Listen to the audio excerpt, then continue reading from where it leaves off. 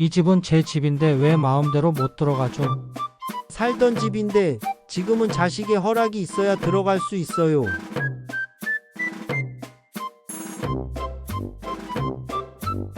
이런 이야기 처음 들으시면 조금 극단적이라고 느껴지실 수 있습니다. 물론 그렇습니다. 실제로 이런 상황까지 가는 경우는 흔치 않습니다. 하지만 우리가 오늘 함께 볼 사례들은 극단적이지만 현실에서 실제로 벌어진 일들입니다. 안녕하세요. 변호사 한도경입니다. 저는 가정법, 부동산, 상속 문제를 주로 다루는 변호사로 15년 넘게 다양한 가족 간 갈등을 상담해 왔습니다. 그 중에서도 유독 마음이 아픈 건 사랑하는 가족 간의 집 문제로 감정이 틀어지고 멀어지는 일입니다. 그래서 오늘은 4가지 실제 사례를 통해 문제가 어떻게 생기는지, 어떻게 미리 막을 수 있는지를 함께 이야기해 보려고 합니다. 제가 상담을 하다 보면 부모님들이 내가 늙어서 뭘 더 욕심내겠어요. 자식 잘 되라고 한 거지라고 말씀하실 때가 많습니다. 오늘 첫 번째 사례도 그랬습니다. 박모 씨 올해 74세. 평생 한 직장에서 성실하게 근무하며 모은 돈으로 조용한 외곽에 작은 단독주택 한 채를 마련하셨습니다. 그 집에서 아내와 함께 텃밭 가꾸고 손주들 오면 고구마도 구워주고 그렇게 정붙이며 노후를 살아가고 있었죠. 그러던 어느 날 큰아들 부부가 찾아와 말합니다. 아버지, 우리 둘째 생기는데 전세로 살기 힘들어요. 아버지 집 우리 명의로 바꾸면 대출도 잘 나오고 세금 혜택도 많대요. 처음엔 망설였답니다. 아무리 자식이라도 집이란 건 내 이름으로 갖고 있어야. 그런 생각이 스쳐갔지만 그래도 자식이 어렵다니 거절할 수 없었죠. 그래, 니들 명의로 돌려놔라. 대신 여기서 계속 살게만 해다오. 그렇게 박 씨는 자신이 직접 사서 수십 년을 지켜온 집을 큰아들 명의로 이전했습니다. 아무 계약서도 조건도 없이요. 단지 가족 간 신뢰 하나로. 시간이 흐르면서 상황이 변했습니다. 아들 부부는 직장을 옮기며 수도권으로 이사했고 집은 그대로 박 씨 부부가 살고 있었지만 관리비와 세금은 아들 명의로 납부되고 있었습니다. 어느 날 큰아들이 조심스럽게 말을 꺼냅니다. 아버지, 이 집 매도하면 저희 작은 계획에 좀 도움이 될 것 같아서요. 혹시 생각 있으시면. 박 씨는 말문이 막혔습니다. 내가 산 집인데 내 허락도 없이 이 얘기를. 아내는 밤마다 말없이 한숨만 쉬었고 자식과 얼굴을 마주하기가 점점 어려워졌다고 했습니다. 제가 상담실에서 박 씨를 배웠을 때 가장 먼저 던진 말씀이 이거였습니다. 변호사님, 내가 뭘 잘못한 거죠? 나는 그냥 도와준 건데. 이 사례에서 중요한 건 아들이 나쁘다는 이야기가 아닙니다. 상황이 변한 거죠. 부모의 선의로 시작된 결정이 시간이 흐르며 소유권이라는 법적 경계선에서 의도치 않은 거리감을 만든 겁니다. 법적으로 보자면 현재 그 집은 아들의 자산입니다. 박 씨 부부는 그저 거주하고 있는 사람일 뿐입니다. 만약 아들이 마음을 바꾸고 비워달라고 말한다면 법적으로 제재할 수단이 없습니다. 이런 상황은 정말 어렵습니다. 왜냐면 믿음을 기준으로 한 결정이었기 때문에 계약서도 없고 조건도 없고 심지어 거주 권리조차 문서로 남겨진 게 없었기 때문입니다. 이런 상황을 미리 예방하려면 아무리 가족이라도 다음과 같은 절차를 거쳤어야 했습니다. 첫째, 증여를 하더라도 증여 계약서를 작성해야 합니다. 이 계약서에는 증여의 조건, 의도 그리고 향후 거주 조건을 명시할 수 있습니다. 둘째, 부모가 계속 거주할 집이라며 전세권 설정 혹은 거주 사용권 등의 권리를 등기부에 기재해 두어야 합니다. 이렇게 하면 추후 거주권에 대한 법적 보호가 가능합니다. 셋째, 자녀에게 명의를 이전하면서도 부모가 해당 자산의 일정한 권리를 유지하는 부담부 증여 형태도 고려할 수 있습니다. 예를 들어 명의는 바꾸되 부모가 생존하는 동안은 해당 주택에 대해 처분, 임대, 변경을 금지한다는 조항을 두는 겁니다. 박 씨는 결국 아들과의 관계 회복을 위해 집 문제는 묻어두기로 했다고 합니다. 하지만 마음속엔 씁쓸함이 남았다고 하셨죠. 난 그냥 자식 잘 되라고 한 건데 내가 그렇게 어리석은 건가요? 아니요. 박 씨는 어리석지 않았습니다. 다만 너무 믿었고 너무 순수하셨던 겁니다. 법은 정이 아니라 문서로 움직입니다. 그게 가족이어도 예외는 없습니다. 두 번째 사례입니다. 가족이라 계약서를 쓰지 않았습니다. 그리고 서운함이 남았습니다. 사이도 괜찮다 했고 딸도 엄마 마음대로 하라고 했어요. 근데 그게 진짜 마음대로 살아도 된다는 뜻은 아니었나 봐요. 이야기를 들려주신 분은 올해 69세 이모 씨입니다. 남편과 사별하고 홀로 지내오시다 딸 부부가 외국 주재원으로 몇 년간 나가게 되며 엄마 저희 집 비어있는데 그리로 들어가 계세요. 가구도 다 있으니까 생활 불편 없을 거예요. 이런 말을 듣고 큰 고민 없이 이사하게 되셨습니다. 입주 초기에는 모든 것이 좋았습니다. 집도 새 거였고 관리도 잘 되어 있었습니다. 처음엔 12년이면 돌아온다 했던 딸 부부의 해외 생활은 4년째 이어졌고 그동안 이 씨는 청소 관리 및 시설 점검까지 꼼꼼히 챙기며 살았습니다. 물론 문서 하나 남기지 않았습니다. 딸이 친정엄마를 믿었고 이 씨 역시 자식 집인데 뭐하러 종이에 남기나 그렇게 생각하셨다고 했습니다. 그런데 문제는 딸 부부가 귀국한 뒤 생겼습니다. 엄마 저희가 다시 들어가야 하니까 이사 준비 좀 해주세요. 그 말 한마디가 4년간 생활했던 공간에서 갑자기 떠나야 한다는 현실로 다가온 순간 이 씨는 묘한 감정에 휩싸이셨습니다. 그래 원래 내 집은 아니었지. 그렇다고 그냥 나가라는 말인가? 갈 곳이 없었던 건 아니었습니다. 이전 살던 원룸이 아직 남아 있었고 집만 옮기면 됐습니다. 하지만 마음은 정리되지 않았습니다. 그 공간에서 기른 화분들, 직접 교체한 세탁기, 겨울마다 내 손으로 단열지 붙인 유리창까지 이 씨는 속으로 생각하셨다고 합니다. 내가 그냥 머물렀던 사람인 건가? 상담을 요청하신 것도 그 때문이었습니다. 변호사님, 제가 뭘 요구할 수 있는 건가요? 그냥 나와야 하는 게 맞는 거겠죠? 결론부터 말씀드리면 법적으로는 그 집은 딸 부부의 재산입니다. 그리고 이 씨는 구두 약속만으로 거주했기 때문에 법적 권리를 주장하기는 어렵습니다. 그러나 우리가 여기서 배워야 할 건 누가 옳고 누가 그른지가 아니라 이런 일이 생기지 않도록 미리 정리해두는 습관입니다. 자식이 부모를 신뢰하고 부모가 자식을 믿는 건 너무도 아름답고 자연스러운 일입니다. 하지만 믿음은 말로만 유지되는 게 아닙니다. 시간이 지나면 기억이 달라지고 상황이 바뀌면 해석도 달라집니다. 이 씨의 경우 입주 전 사용대차 계약서만 작성했더라도 거주 기간, 관리 책임, 퇴거 시점에 대한 기준이 생깁니다. 이런 문서는 법적 효력뿐 아니라 가족 간 서운함을 줄이는 완충장치 역할도 합니다. 계약서를 썼다면 나가더라도 덜 섭섭했을 것 같아요.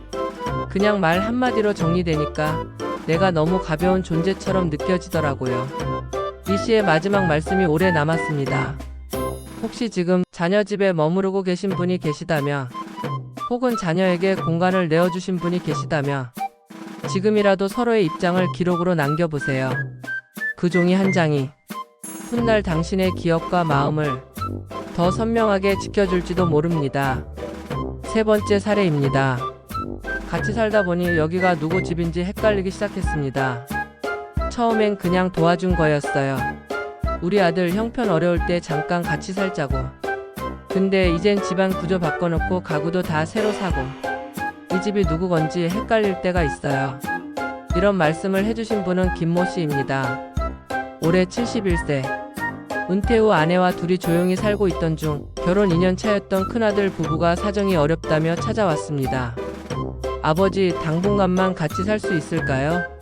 전세금도 부족하고 저희 둘 다 일하니 어머니가 손주도 잠깐 봐주시면 좋고요. 김씨 부부는 기꺼이 동의했습니다. 우리도 부모한테 신세 많이 졌는데 이 정도는 당연히 도와줘야지. 그렇게 시작된 동거 생활은 예상보다 오래갔고 이후 손주가 태어나면서 생활은 더 복잡해졌습니다.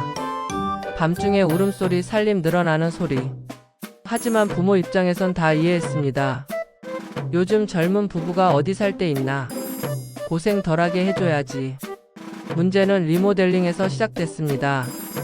아들 부부가 말합니다. 아버지, 저희가 비용 낼 테니 주방 좀 새로 하면 어떨까요? 아이 방도 좀 칸막이 치고 에어컨도 새로 달고요. 김씨는 흔쾌히 동의했습니다. 니들이 다 돈 낸다니 뭐. 그런데 공사 이후 변화가 생겼습니다.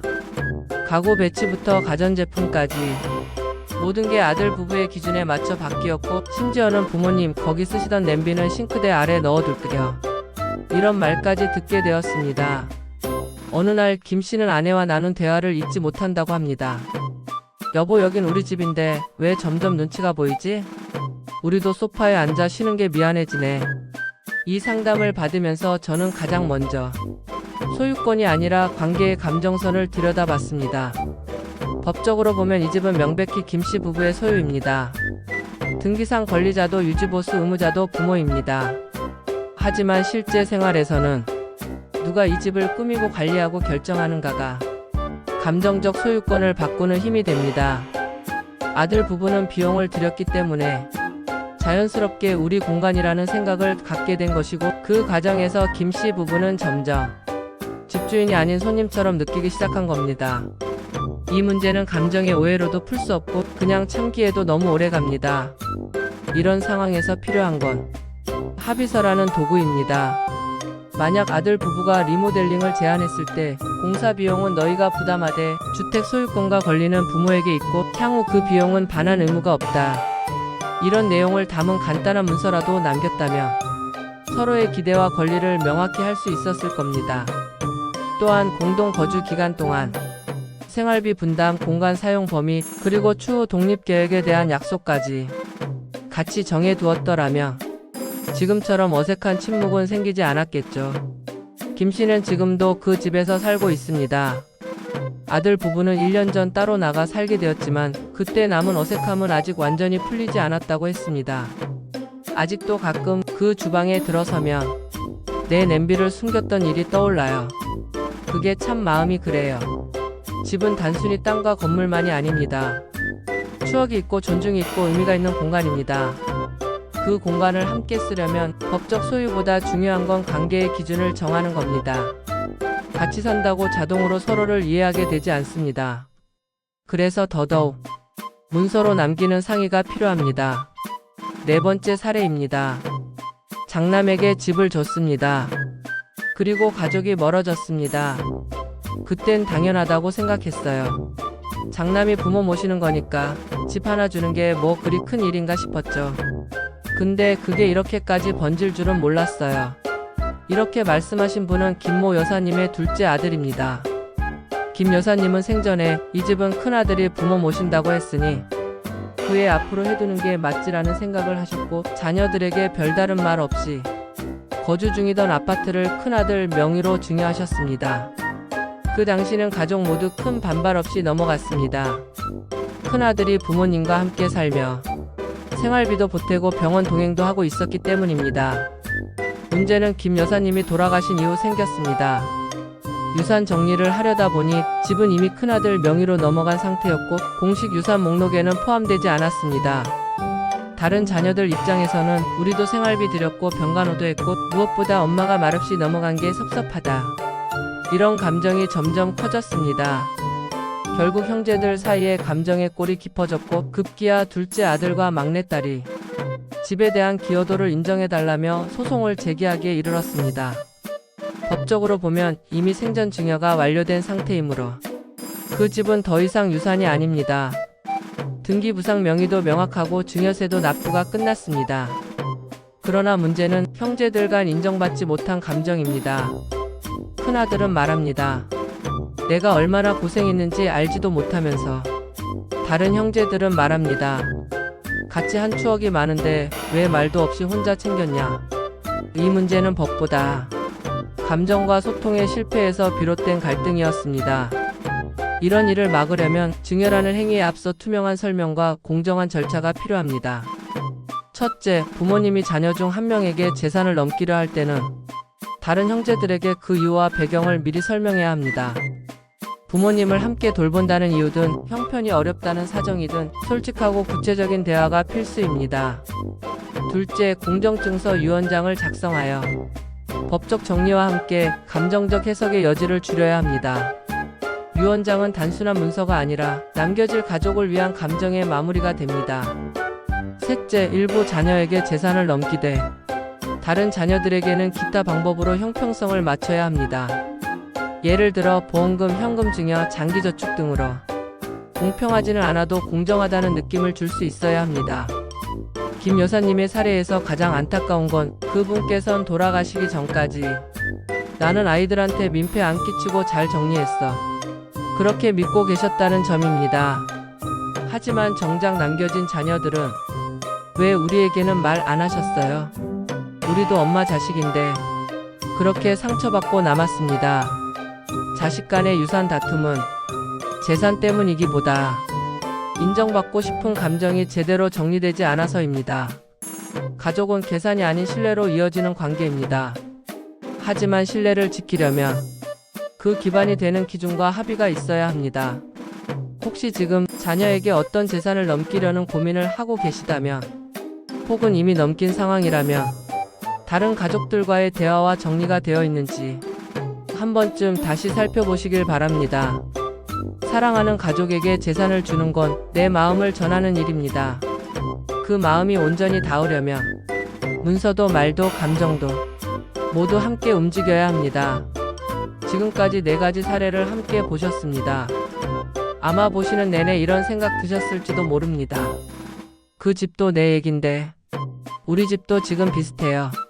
맞습니다. 오늘 소개한 이야기들은 누구 집 이야기일 수도 있고 당신의 미래일 수도 있고 혹은 이미 지나간 과거일 수도 있습니다. 그만큼 가족 간 주택 문제는 우리 삶 어디에나 닿아 있습니다. 어떤 분들은 말합니다. 계약서를 가족한테 쓰자니 좀 그렇잖아요. 그렇게까지 해야 하나요? 충분히 이해합니다. 저도 그런 감정을 알기에 항상 말씀드립니다. 계약서가 가족의 정을 막는 게 아닙니다. 오히려 가족이 더 오래 편안하게 지낼 수 있게 불편함을 미리 꺼내보는 도구일 뿐입니다. 우리가 집을 줄 땐 내가 필요하니 주는 거다. 그래도 이 집은 너희만의 건 아니다. 이 두 마음이 동시에 있습니다. 그 모순된 마음을 글자로 정리하지 않으면 시간이 흐른 뒤 오해로 돌아올 수 있습니다. 그렇다고 너무 걱정하실 필요는 없습니다. 지금이라도 늦지 않았습니다. 이미 자녀 명의로 바꾼 집이 있다면 지금이라도 거주학 약서를 작성하시면 됩니다. 가족과 같이 살고 있다면 생활비 분담서나 공동거주 동의서를 나눠보세요. 혹시 유언장을 생각하고 계시다면 그 안에 왜 그런 선택을 했는지 정말 짧은 한 줄이라도 진심을 담아보시길 바랍니다. 이 집은 내가 나를 가장 많이 도와줬기에 주는 거야. 다른 자식들도 다 소중하지만 너에게 이 집을 맡기고 싶구나. 그 문장 하나가 형제간 싸움을 막고 자식의 상처를 덜어줄 수도 있습니다. 저는 변호사로서 수많은 갈등을 보아왔습니다. 하지만 가장 마음이 아픈 건 가족끼리니까 괜찮을 줄 알았다는 말입니다. 그 기대가 오히려 상처가 되고 그 침묵이 분쟁이 되는 걸 너무 많이 봤습니다. 이제는 말해도 괜찮습니다. 기록해도 괜찮습니다. 계약서를 쓰는 가족은 더 오래 사랑할 수 있는 가족입니다. 오늘 이야기가 지금 당신의 삶에 작은 용기가 되었기를 바랍니다. 그리고 지금 옆에 있는 가족과 다시 한번 대화해 보세요. 이 영상이 그 대화의 시작이 될 수 있다면 저는 그걸로 충분합니다. 지금까지의 내용이 도움이 되셨다면 구독과 좋아요 부탁드립니다. 감사합니다.